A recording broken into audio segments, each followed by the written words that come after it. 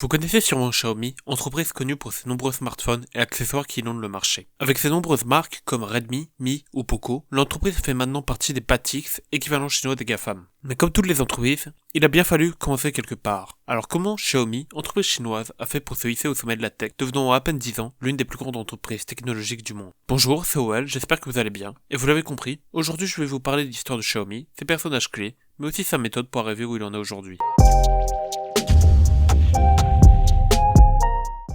Nous sommes en 1987 à Qingdao dans Hubei, une ville réputée pour le textile et l'agriculture.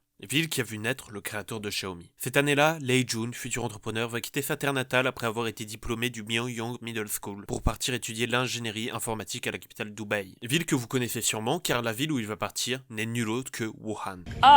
Pendant ses études à l'université de Wuhan, il sera fasciné par la Silicon Valley en étant convaincu que l'avenir sera technologique. Il sera diplômé en 1991 puis entrera à Kingsoft, une entreprise de bureautique similaire à Microsoft Office. Et après 6 ans de travail acharné, il passera de poste d'ingénieur à PDG. En parallèle, il crée le site d'e-commerce spécialisé dans la vente de livres Joyo. L'entreprise fonctionne tellement bien qu'elle se fera racheter pour 75 millions de dollars par Amazon.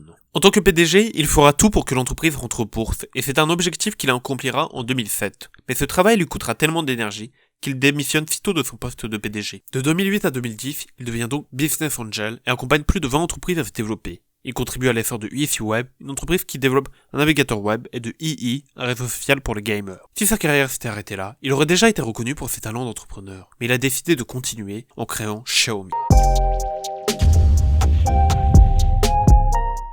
Pour Lei Jun, c'est un retour aux affaires pour accomplir son nouveau dessein. Il choisit le nom Xiaomi en hommage à sa ville natale agricole. En effet, Xiaomi veut dire millet, et le mi du logo peut aussi vouloir dire mission impossible, en référence à leur position d'outsider face à Samsung ou Apple. Lei Jun lance donc ce qui n'est qu'une petite entreprise financée par des fonds publics de Singapour, qui commence avec 7 pointures de Kingsoft, Motorola et Google.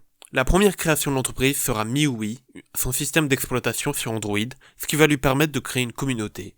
Et l'année suivante, en 2011, sort le Xiaomi Mi 1, premier smartphone de la marque. De plus, la marque a pour stratégie de vendre ses téléphones directement sur internet, sans les vendeurs intermédiaires pour avoir un rapport qualité-prix imbattable. Et au lieu d'avoir un budget marketing colossal, il mise sur le bouche à oreille. La marque laisse aussi une grande place à sa communauté, les Mi Fans comme ils sont appelés. Des nouveautés sont suggérées et les Mi Fans sont interrogés pour un vote chaque semaine. La petite entreprise chinoise va rapidement s'étendre hors de son marché intérieur qu'est la Chine, en s'exportant à Hong Kong, Taïwan, puis Singapour. Internationalisation que Xiaomi prépare, en faisant en sorte que l'image de marque Xiaomi passe de Xiaomi à Mi, pour que ce soit plus facile à prononcer pour les étrangers. Il obtiendra finalement un large écho à l'international en octobre 2013, quand Hugo Barrara, ancien dirigeant de Google, deviendra vice-président de Xiaomi Global. Ce nouveau partenaire lui permettra d'obtenir une légitimité à l'international. C'est avec Barrara que l'entreprise a pu se développer à Singapour, en Malaisie, aux Philippines, en Inde et en Indonésie. Et prévoyait de se développer au Brésil, au Vietnam, en Russie, en Turquie, en Thaïlande et au Mexique. En parallèle, la gamme de produits s'étoffe avec le Mi 2, les Redmi, Mi TV, Mi Band, ses bracelets connectés, ou les Mi Pads, ses tablettes. Sa gamme se transforme en véritable écosystème cohérent. Et Jun veut être au cœur de l'internet des objets, où tous ces objets fonctionnent ensemble de manière cohérente avec comme hub principal son téléphone. Pour cela, au lieu de perdre du temps à investir énormément dans la recherche et développement, il va racheter des startups qui peuvent rester autonomes tout en bénéficiant de la force de frappe du groupe Xiaomi. L'entreprise principale ne développe que les objets principaux que sont les smartphones, les tablettes et routeurs. Le reste est développé par ces entreprises comme des purificateurs d'air, des balances connectées, des ampoules intelligentes, des batteries externes ou ces célèbres cuiseurs Harry pour faire de très bons repas. Il est à peine 60€ sur AliExpress, vous pouvez me l'envoyer dans ma boîte aux lettres. Mon adresse est le 31 rue du colonel Pichard dans la ville de Le Tampon à La Réunion. Excusez-moi, je sais pas ce qui m'a pris.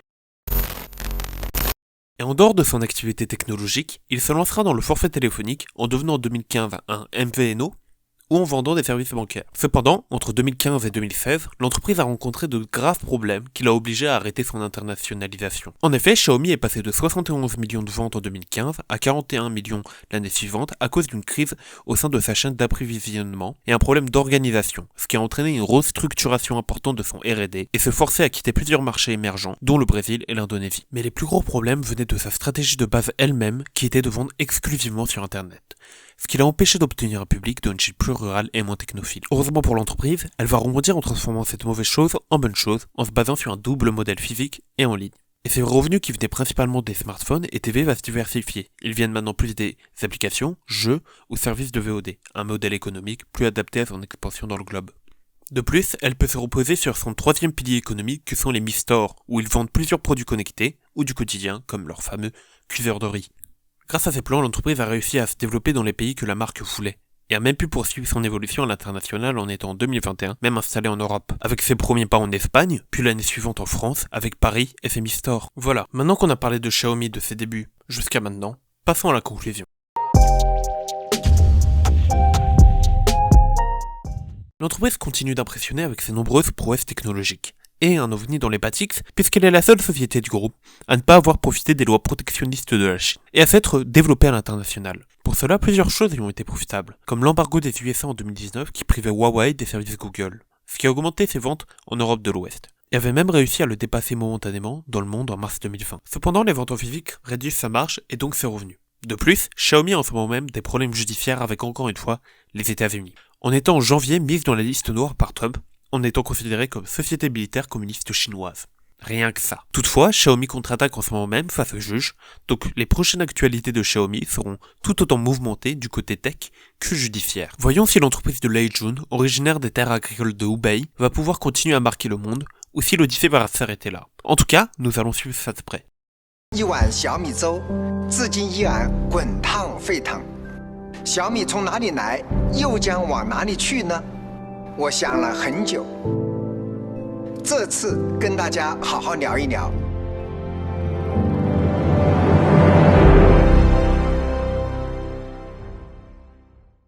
Voilà, la vidéo est terminée, j'espère que vous l'avez appréciée. Personnellement, j'aime bien le rendu, puisque je viens de terminer le montage, voilà. Donc si vous avez aimé la vidéo, vous pouvez vous abonner sur cette chaîne YouTube. Les prochaines vidéos seront forcément meilleures, puisque celle-ci n'était que ma première. Sinon, il y a mon compte Instagram ol.matomu, où j'essaye de poster régulièrement des résumés autour de l'actualité technologique, 2 à 3 posts par semaine. Donc voilà, si vous avez bien aimé la vidéo, à la prochaine.